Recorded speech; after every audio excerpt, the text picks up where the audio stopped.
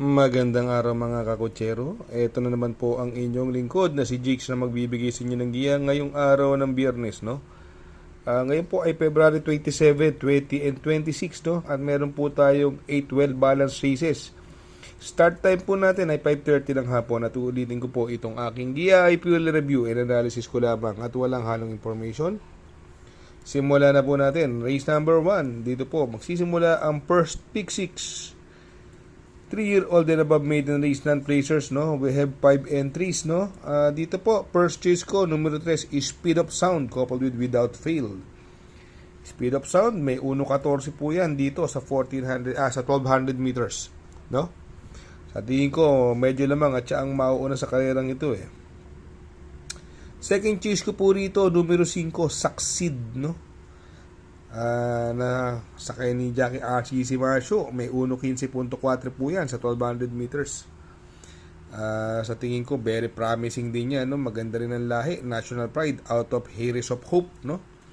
Sa tingin ko yan po ang pwedeng maka-upset, pero kung nagtitipid pwedeng suluhin yung numero 3, Speed of Sound. Kaya dito sa race number 1 ang pili ko po dyan. Doon ako sa numero 3, Speed of Sound coupled with Without Fail. Panigudo ko na ba po, numero 5, Succeed. Sa race number 2, dito po, magsisimula ang winner take all, no? Pure rating based handicap system, class 5, 17 to 41 split. Another 1200 meter distance at dito may 8 kalahok. First choice ko po dito, numero 4, Glenda's Magic. Sakay na po ngayon ni Conrad and Zone, no?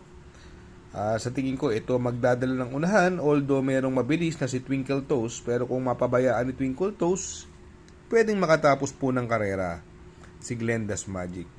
Second choice ko po yung bagong baba ng grupo, numero 8, Gojigo, sakay ni Jackie RJC Tabor, no? Itong si Gojigo, maganda numero, nasa labas kahit maiksi ang karera, mababa naman sa laban. Sa tingin ko malaki po chance niyang Gojigo. Pero maglalagay po ako ng pandiado, ito galing sa segundo nakaraan ito kay Leader of the Band, although andyan din si Leader of the Band, pero sa tingin ko ito nung karera medyo nag-ano to nagpagpag lang ng kalaban si Caraga Wonder, no? Numero sa East, no? Magandang pandiado po para sa akin yan. Kaya dito sa race number 2 ang pili ko po dyan. Doon ako sa numero 4, Glenda's Magic. Panigundo ko naman po numero 8, Gojigo. At isasama ko pong pandiado, numero 6, Caraga Wonder. Sa race number 3, dito po magsisimula ang second pick 6, no?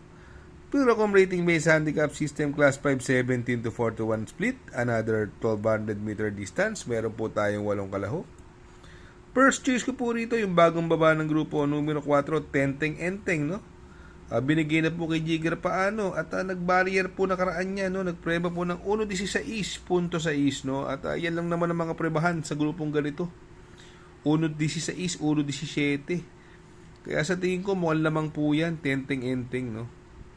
Panigundo ko naman po dito sa karerang ito yung numero 5, Sinag, sakay ni Jackie RCC Masio, no?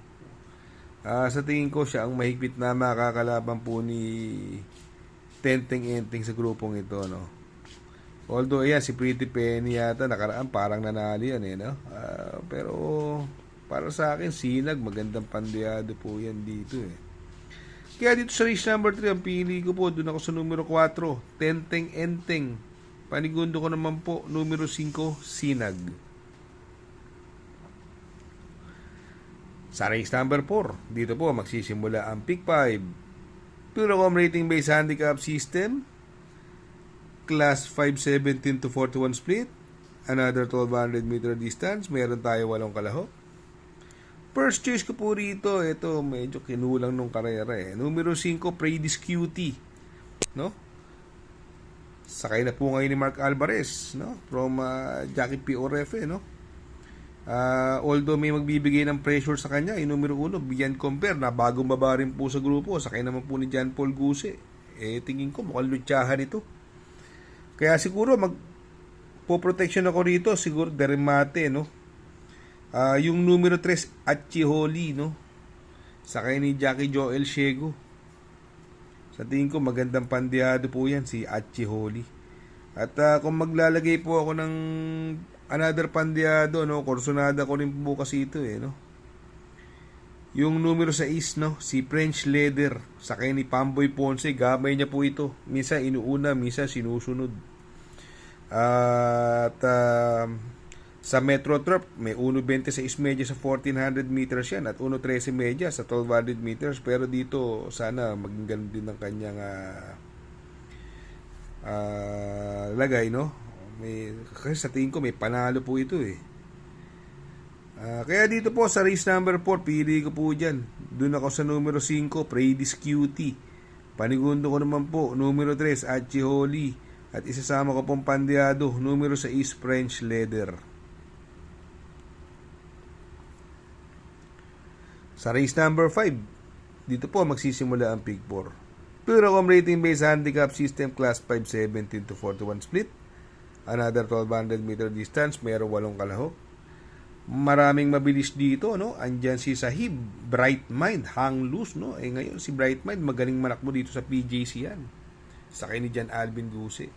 Si Hang Loose, ang panalo nito mauna rin. Tingin ko mukhang magkakalutsahan ito. At saka yung kabayong Sahib, no? Para sa akin, magdidihado or deremate ang pipiliin ko rito, no?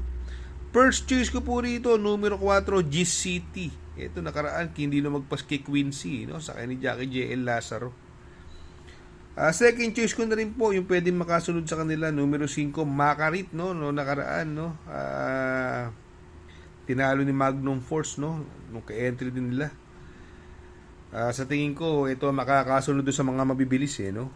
Kaya dito sa race number 5, ang pili ko po dyan. Doon ako sa numero 4, G-City. Panigundo ko naman po, numero 5, Makarit.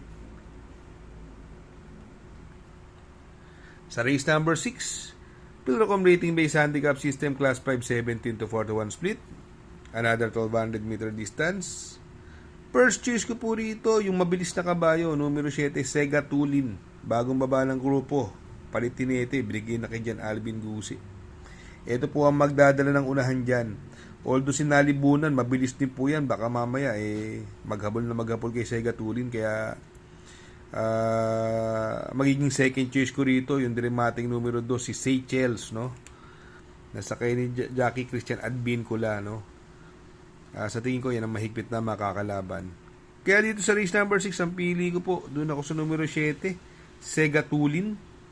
Panigundo ko naman po, numero 2, Seychelles. Sa race number 7, no? Purocom rating based handicap system class 4, 42 to 56 split. Another 1200 meter distance and another anybody's race. Grabe itong karerang ito, no? Ang dami may panalo dito. Yung True Blue, no? From DL Camanyero, binigay na kay Conrad Denson. Mukhang ito magdadala ng unahan dito, True Blue. Black Prism, mabilis din po. Bandera na kanto, kinulang lang. Sakay ni Charles Reyes, segundo. Ngayon, binigay na kay Jan Alvin.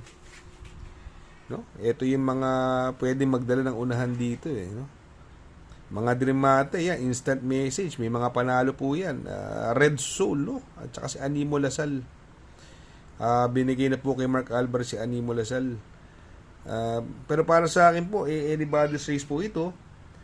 First choice ko po rito, numero 1, True Blue, no? Sakay ni Jackie Conrad Denson, no? Sa tingin ko, ito mga, tulad sinabi ko, magdadala ng unahan. Huwag lang malutya ni Black Prism, no?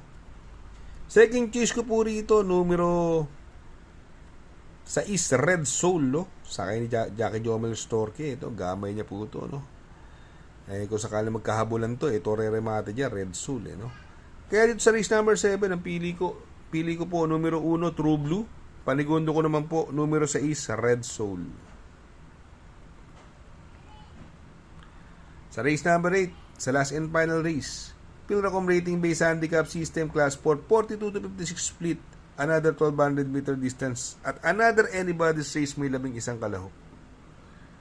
First choice ko po rito, numero G, Heartfelt, no? Sakay ni Jackie Ramon Raquel, maganda numero, nasa labas, no? Hindi maaantala sa paglargahan. Maraming mabilis, andyan si Don Pedro, Light Bearer, no? Yasaki, puro mga panalo niya, puro mauna eh.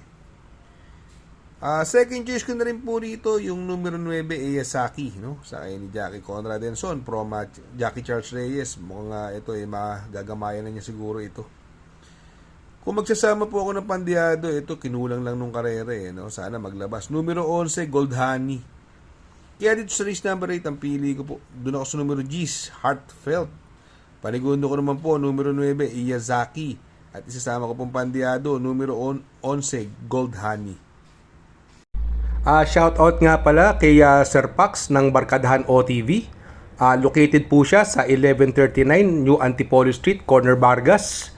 Malapit lang po sa Abad Santos, yung bagong ginawang tulay. Very convenient and attentive po ang mga tao. Pwede po kayong mag-EV at party while betting on racing. Good luck mga kakutsero. Sana po matapat ang ating giya at yung mga nakasunod. Sana po ay magsitama po kayo. Ako yung makikiusap lamang at makikisuyo sa inyo na please like, share, subscribe, and hit the notification bell para update kayo sa aking mga giya. Good luck po and happy racing!